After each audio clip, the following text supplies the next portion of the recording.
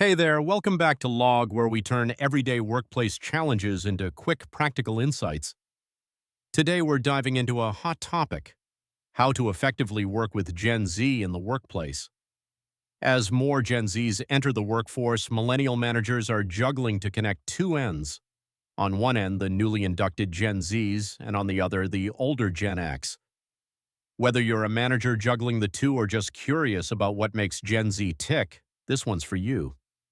Let's start with something Gen Z really cares about: purpose. They're not just showing up for a paycheck, they want to know their work matters. Your job as a manager is to show them that purpose. Trust me, you already have it. The work you, your team, and your organization do serves a purpose.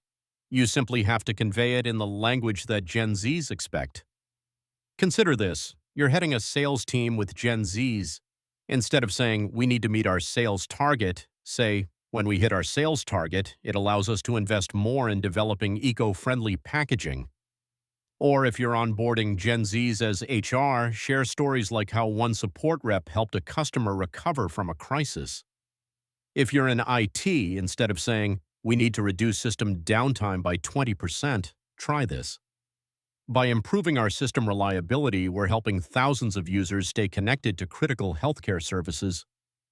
Giving Gen Z a clear sense of why their work matters can make even everyday tasks feel purposeful. Now, let's talk about our tip number 2: flexibility and autonomy.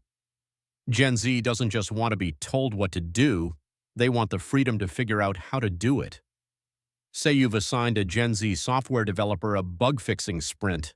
Instead of dictating a strict work schedule, say, "Here's the list of priority bugs and the deadline for the release." Giving Gen Z the freedom to choose how they work doesn't mean letting go of structure. It means trusting them to get to the outcome in their own way. When you allow flexibility and give them ownership, you tap into their creativity and boost engagement. But autonomy alone isn't enough. Gen Z also craves growth. They want to keep learning, and they want to know how they're doing now, not a year from now. That brings us to our tip number 3: prioritize growth and continuous feedback. Here's how. A Gen Z team member just delivered a presentation to a client.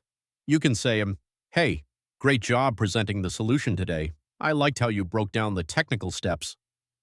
Instead of saying the presentation was good, talk about the specific things you liked. And instead of saying you can do better next time, point out specific areas for improvement. Now, how can you provide growth opportunities? A Gen Z employee has shown interest in product strategy during team discussions. You can say, "I've noticed you've been curious about how we shape product decisions. How about shadowing our next product planning meeting and helping us prep the customer insights slide?" It's a great chance to see the strategic side up close, and I think you'd bring a fresh perspective. So there you have it: purpose, flexibility, and growth. If you want to engage Gen Z, don't just manage, mentor, empower, and connect. If this video helped, hit that like button, subscribe for more bite-sized leadership insights. Drop a comment: what's worked for you when leading Gen Z? Subscribe to Log, Learning on the Go.